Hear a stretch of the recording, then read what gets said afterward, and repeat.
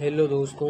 आज हम बात करने वाले हैं कि क्या हमें ब्रेकआउट पर एंट्री लेनी चाहिए या नहीं लेनी चाहिए।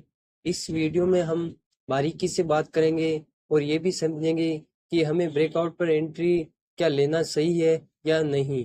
दोस्तों, जो भी स्टॉक मार्केट में कोई नया बिगिनर आता है उसको केवल एक ही चीज़ सिखाई जाती है कि ब्रेकआउट पर एंट्री। अक्सर ये ब्रेकआउट होता नहीं है। बड़े इन्वेस्टरों के द्वारा छोटे रिटेल इन्वेस्टरों को फंसाने के लिए किसी भी स्टॉक का ब्रेकआउट करवाया जाता है और वापस वो यहाँ पर रिटेल इन्वेस्टर फंस जाते हैं और वापस प्राइस जहाँ से स्टार्ट हुआ वहीं पर आके वो प्राइस आ जाता है, जिससे रिटेल इन्वेस्टर लगातार लॉस कर रहे हैं। लेकिन आज ये वीडियो के देखने के बाद आप कभी लॉस नहीं करोगे ब्रेकआउट पर या ब्रेकडाउन पर।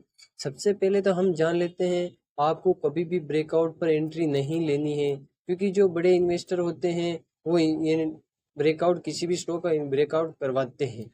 कभी भी स्टॉक का ब्रेकआउट होता नहीं है और रिटेल इन्वेस्टर को फंसाने के लिए ही स्टॉक का ब्रेकआउट करवाया जाता है और 90% ब्रेकआउट फेल होते हैं और जिससे रिटेल इन्वेस्टर लॉस कर बैठते हैं।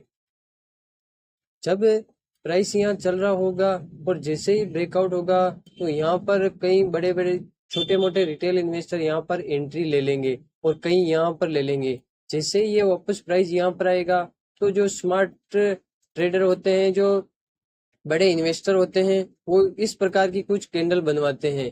यहाँ पर ऐसे कैंडल बनती है और यहाँ पर रिजेक्शन भी मिलता है, क्योंकि जहाँ छोटे जो ये नए बिगिनर होते हैं उनको ये सिखाया जाता है अगर प्राइस ब्रेकआउट कर दे वॉल्यूम के साथ और अगर रिटेस्ट करते समय अगर रिजेक्शन मिल जाए तो वो सक्सेसफुल ब्रेकआउट होता है। लेकिन वो सक्सेसफुल ब्रेकआउट नहीं होता है। जो बड़े ये इन्वेस्टर होते हैं वो जिस तरह से आप सोचते हैं उसी तरह ब्रेकआउट करवाते हैं और वो जैसे ही ब्रेकआउट हुआ प्राइस इस प्रकार से आता है कि लगभग 40 से 50% तक स्टॉक गिर जाता है और लोगों का पैसा वहां पर बर्बाद हो जाता है और लोगों का पैसा डूब जाते हैं और वो बोलते हैं कि शेयर मार्केट से हम पैसा नहीं कमा सकते। लेकिन आज मैं आपको बताने वाला हूँ, आपको किसी भी स्टॉक को ऑल टाइम हाई पर कभी बाई नहीं करना है। स्टॉक को बाय तब करना है जैसे अगर मैं एक सेटअप पर कभी भी एंट्री नहीं लेता हूँ। अगर ये कोई स्टॉक लगातार 2 से 3 दिन लगातार अगर भाग चुका है, उसमें रैली आ चुकी है, तो उसमें आपको कभी भी एंट्री नहीं लेनी है, क्योंकि ये भी एक तरीका होता है रिटेल इन्वेस्टर छोटे इन्वेस्टर को फंसाने का शेयर मार्केट में। अगर कोई स्टॉक लगातार 2-3 दिन से गिर रहा है तो उसमें भी आपको ब्रेक डाउन के लिए एंट्री कभी नहीं लेनी है। आपको एंट्री लेनी है जैसे यहाँ किसी स्टॉक का यहाँ डिमांड जोन है और ये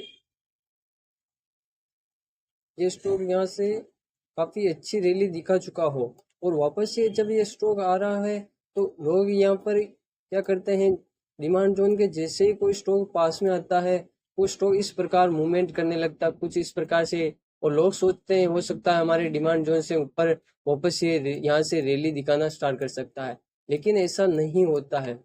जैसे ही यहाँ पर आता है लोग एंट्री, जो बड़े इन्वेस्टर होते हैं यहाँ से प्राइस को यहाँ पर लाएंगे और सभी के स्टॉप लॉस हिट करवा के फिर वो प्राइस वापस ऊपर की तरफ भागने लगती है और लोग सोचते हैं कि जैसे ही मेरा स्टॉप लॉस हिट हुआ वो प्राइस मेरे स्टॉप लॉस लेने ही आया। लेकिन ऐसा नहीं होता है, क्योंकि डिमांड जोन को भी आप फेक डिमांड जोन को पहचानना सीखो। अगर कोई यहाँ से कोई रैली आई और यहाँ पर वापस कोई स्टॉक ने डिमांड जोन बनाया, इसके अलावा यहाँ जैसे यहाँ डिमांड जोन है, यहाँ स्टॉक ने रैली दिखाई, वापस यहाँ डिमांड जोन बनाया, वापस यहाँ अगर रैली आती है तो ये डिमांड जोन फेक है और ये डिमांड जोन एक रियल डिमांड जोन है।